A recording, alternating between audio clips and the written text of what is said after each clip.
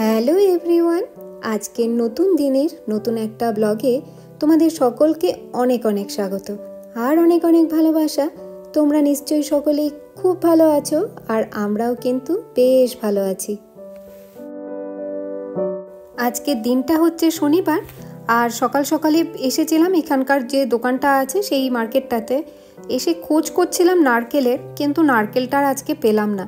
কালকে বিকেলবেলাতেও বাদবাকি দোকানগুলোতে খুঁজেছিলাম, এখানে যে ইন্ডিয়ান শপটা, পাকিস্তানি শপটা, সেখানেও দেখেছিলাম, কিন্তু কোথাও একটা গোটা নারকেল পেলাম না। বাড়িতে ফিরে এসে স্নানটাও কমপ্লিট করে নিয়েছি। আসলে কি, আজকে একটুখানি গাড়ির পুজোটা ছোট করে নিজেদের মতো করেই দেব। তো সেই জন্য গেছিলাম মার্কেটে। প্রথমে যে একটা তো নারকেল লাগে, সেই নারকেলটা তো ফাটাতে হয়। তো নারকেল তো আজকে আর পেলাম না, কি আর করব, নারকেল ছাড়াই পুজো দেব। আর ফুলটাও আনতে গেছিলাম, ফুলগুলো গোলাপগুলো যেগুলো ছিল সেগুলোর অবস্থা মোটেও ভালো ছিল না। তো এই ভেবে আর আজকে ফুলটা আর কিনে নিয়ে আসিনি।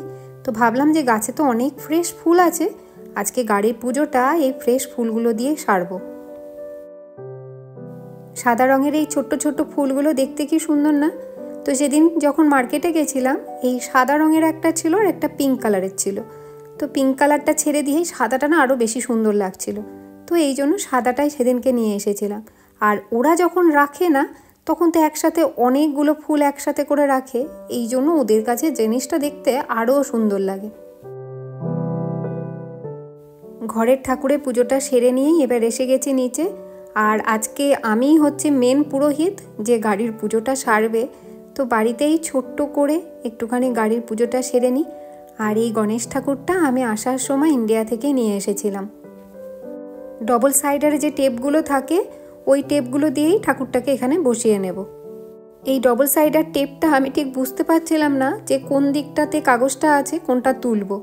তো যাই হোক, পেয়ে গেছি আর ঠাকুরকেও ভালো করে বসিয়ে নিয়েছি। ঠাকুরের জন্য একটা ছোট্ট মালা বানিয়েছিলাম ওই ছোট ছোট ফুলগুলো দিয়ে, তো ওটা আগে ঠাকুরের গলায় পরিয়ে দিলাম। আর একটু সিঁদুর আর চন্দনটাও ঠাকুরের কপালে লাগিয়ে দিয়েছি। আর স্টিয়ারিংটায় একটু তেল সিঁদুরের ফোঁটা দিয়ে দিলাম। আমরা যেখানে থাকি এর আশেপাশে কোনো মন্দির নেই যেখানে গেলে গাড়ির পুজো দিয়ে দেবে। তো গাড়ি পুজো দেওয়ার জন্য যে মন্দিরটা আছে দেখেছিলাম নেটে, তো সেটা আমাদের বাড়ির থেকে অনেকটা দূর। তো এই মুহূর্তে তো আমরা যেতে পারবো না মন্দিরে। তো সুকান্ত তো এখনও লাইসেন্সটা পাইনি। তো এই জন্য আজকেই আমি ছোট্ট করে একটু ঠাকুরের পুজোটা দিয়ে নিচ্ছি। ব্যাঙ্গালোরে থাকাকালীন যখন গাড়ি পুজো দিয়েছিলাম, তখন ওখানকার পুরোহিত মোটামুটি এইভাবেই পুজোটা দিয়েছিল। তো মনে আছে একটু একটু, তো ওইগুলোকেই এখন অ্যাপ্লাই করছে আর কি। তবে ওখানে সুন্দর করে পুরোহিত মশাই একটা স্বস্তিকা চিহ্ন আর পেছনে একটা করে ওং লাগিয়ে দিত। তো এখানে কোনোভাবেই কিন্তু স্বস্তিকা চিহ্ন আঁকা যায় না। সেটার কি কারণ তোমাদেরকে অন্য কোনো ব্লগে বলবো। ওই জন্য গাড়ির সামনে আর ইঞ্জিনটার ভেতরে 5টা করে সিঁদুরের ফোঁটা দিয়ে নিলাম। ওই ইঞ্জিনটার ভেতরেই ছোট্ট করে একটা চন্দন দিয়ে ওং এঁকে দিলাম। গাড়ির চাকাগুলোকে প্রথমে একটুখানি নর্মাল জল দিয়ে ধুয়ে নিয়ে তারপর একটু করে গঙ্গা জল দিয়ে নিলাম। এখানে তো গঙ্গা জল, আমি যে গঙ্গা জলটা বাড়ির থেকে নিয়ে এসেছিলাম সেটা শেষ হয়ে গেছে। এই গঙ্গা জলটা আমি এখান থেকে কিনেছি, জানি না কতটা গঙ্গা জল, তবে মনের বিশ্বাস নিয়ে ওইটুকুনই একটুখানি চাকাতে ঢেলে দিলাম গঙ্গা জল বলে। এবার ঠাকুরকে একটুখানি ধূপ আর দীপ দেখিয়ে নিলাম আর ঠাকুরের কাছে একটুখানি ফল নিবেদন করলাম। ব্যাস, মোটামুটি আমার পুজোটা শেষ হয়ে গেছে। এবার আর একটা কাজ বাকি আছে, সেটা করলেই পুজোটা শেষ। এখানে এসে নতুন গাড়ি কেনার পর প্রথমে দেখেছিলাম তো কাছাকাছি কোনো মন্দির আছে কিনা। তো মন্দিরটা যখন পেলাম না, তখন ঠিকই করে নিয়েছিলাম যে ছোট করেই হোক তবুও নিজেরা ছোট্ট করে একটা পুজো করব। কারণ ওই যে আমাদের তো বাঙালিদের একটা বিশ্বাস যে কোনো যাত্রা শুরু করার আগেই ঠাকুরের নাম করে তারপরে যাত্রাটা করা উচিত। তো তাই ঠিক করলাম, যতই সমস্যা হোক, যতই যা কিছু পাই আর না পাই, ছোট্ট করে একটা পুজো করবই। কিন্তু ওই মন থেকে চাইলে সামান্য উপকরণ দিয়েও কিন্তু পুজোটা সম্পন্ন করা যায়। তো আজকের পুজোটা করেই না আমার সেই রকমই একটা ফিলিংস হচ্ছে। এইবার সুকান্ত 4টে চাকার নিচে 4টে লেবু রাখবে, তারপর ওই লেবুগুলোর ওপর দিয়ে গাড়িটাকে চালিয়ে নিয়ে যাবে।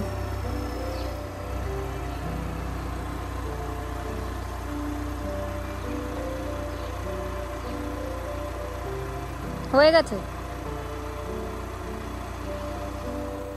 গাড়ির পুজোটা শেষ করে এসে, পুজোটা দিয়ে এসে মনটা খুব ভালো লাগছে। তো যাই হোক, এখন এসে গেছি রান্নাঘরে। সকালে ব্রেকফাস্ট এখনও আমাদের হয়নি, আর এখন বাজে ঘড়িতে 11:15। আর কালকে মার্কেট থেকে একটুখানি স্ট্রবেরি নিয়ে এসেছিলাম, তো ওগুলোকেই একটুখানি এখন ভালো করে ধুয়ে নেব। আর এই স্ট্রবেরিগুলো মার্কেট থেকে আনার পরেই আমি একটুখানি বেকিং সোডা দিয়ে এগুলোকে ভালো করে ধুয়ে নিই। আর স্ট্রবেরিগুলো যখন নিয়ে এসেছিলাম মার্কেট থেকে তখন একদম ভালো ছিল, আনার পরেই না কিছুক্ষণ রাখার পরে দেখি এগুলো কেমন একটা হয়ে যায়। এই জন্য এগুলোকে আগে ভালো করে ধুয়ে নিই, তারপর যেগুলো একটুখানি খারাপ খারাপ হয়ে যাচ্ছে দেখব সেগুলো আগে এখনই কেটে খেয়ে নেব। তো এগুলোর বোটাগুলো ভালো করে ছাড়িয়ে এগুলো ভালো করে ধুয়ে নিই। তবে হ্যাঁ, বেকিং সোডার মধ্যে আমি বেশ কিছুক্ষণ চুবিয়ে রেখেছিলাম, তারপর ওটাকে ভালো জল দিয়ে ধুয়ে নেব। মিষ্টু আবার স্ট্রবেরির মধ্যে একটু যদি কোনো সাইডটা নরম হয়ে যায় তাহলে আবার ওগুলো খেতে একদম পছন্দ করে না, বলে এগুলো নষ্ট হয়ে গেছে।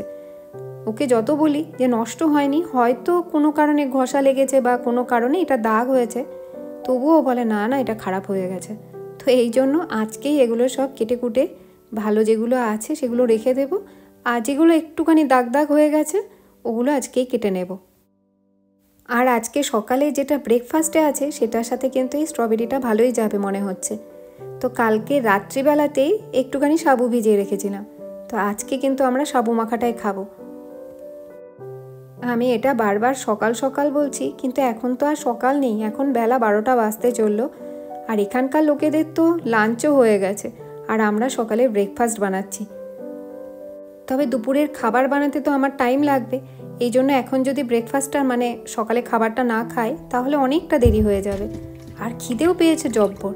তো এই জন্য ভাবলাম এগুলোকে ধুয়ে নিয়ে ভালো করে কেটে নিয়ে সাবুদানাটাকে সুন্দর করে মাখবো। সকালেই না সাবুদানার জলটাকে ফেলে রেখেছিলাম, জলটাকে ঝরিয়ে রেখেছিলাম, তো জলটাও ভালো করে ঝরে গেছে। এবার সাবুদানাটার মধ্যে না ভাবছি একটুখানি নারকেল কুড়োনো দিয়ে মাখবো আজকে। আর কলা ছাড়া তো আমার সাবুদানা খেতে একদমই ভালো লাগে না, কলাটা হচ্ছে মেন জিনিস সাবুটাকে সুন্দর করার জন্য। তো কলা তো অবশ্যই নেব, আর ওপর দিয়ে একটুখানি স্ট্রবেরি দিয়ে নেব, ব্যাস তাহলেই আজকে সকালে সুন্দর একটা ব্রেকফাস্ট হয়ে যাবে। ব্রেকফাস্টটা করে নিয়ে তারপরে দুপুরের খাবারটা বানাবো।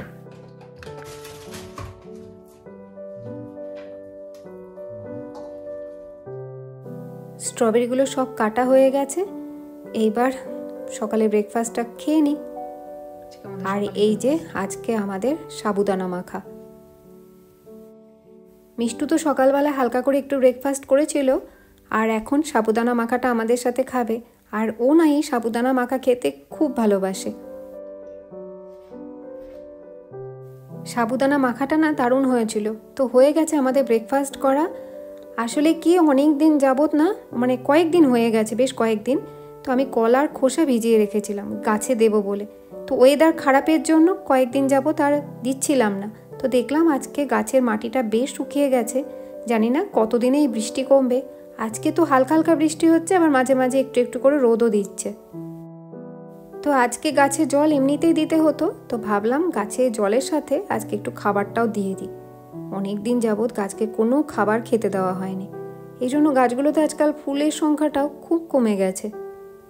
তবে অবশ্যই এই কলার খোসা ভেজানো জলটা কিন্তু সরাসরি গাছের গোড়ায় দেওয়া যাবে না, এটা কিন্তু এমনি নর্মাল জলের সাথে ডাইলুট করে তারপরে দিতে হবে। যেহেতু আমার গাছগুলো খুব ছোট ছোট আর মানে টবগুলো খুব ছোট, এই জন্য আমি একটুখানি অল্পই দিচ্ছি। আর ডাইলুটের যে জলটা, প্লেন যে জলটা, সেই জলটা একটু বেশি দিচ্ছি। আগে তো আমি ভীষণ ইউজ করতাম এগুলো, কলার খোসা ভেজানো জল, সবজির পচা জল, এগুলোই দিতাম গাছকে খাবার হিসেবে, আর গাছের ফুলও হতো খুব ভালো। তবে এখন যেহেতু ঠান্ডা ছিল, তো সেই জন্য আমি এগুলো আর এখানে ইউজ করতাম না। কারণ একে তো গাছগুলো ঘরে থাকতো, তো ঘরে থাকা অবস্থায় গাছগুলোতে যদি দিতাম একটা বাজে একটা টাইপের একটা গন্ধ বেরোতো, এইসব ভয়েই আর দিইনি। এখন গাছগুলোকে বাইরে রেখেছি, এখন মোটামুটি ওই 15-20 দিন বাদে বাদে ভাবছি একটু করে সবজি পচা জল, না হলে একটু কলার খোসা ভেজানো জল দেব, তাহলে গাছগুলো একটু খাবারও পাবে আর একটু হেলদিও হবে। আর এখানকার এই ওয়েদারের জন্য না আমি ঠিক বুঝে উঠতে পারি না যে কিভাবে গাছগুলোকে মেনটেন করব, কখন বাইরে রাখবো কখন ঘরে রাখবো, এটা বোঝাটা খুব চাপ। তো এখন দেখলাম ঠান্ডাটা বেশ কমে গেছে বলেই সবগুলোকে নিয়ে এসেছে বাইরে রেখেছি। গাছগুলোকে খাওয়া দাওয়া করিয়ে নিয়েই যাব নিজেদের খাবার বানাতে। আজকে তেমন কিছু একটা রান্না করব না, একটু রান্না করব খিচুড়ি, আলু ভাজা আর বেগুন ভাজা। আমিও এবার রান্নাঘরের দিকে যাই আর ব্লগটা এখানেই শেষ করি। ব্লগটা তোমাদের ভালো লাগলে একটা লাইক আর একটা কমেন্ট করে দিও। দেখা হবে নতুন একটা ব্লগে। ততক্ষণের জন্য বাই বাই।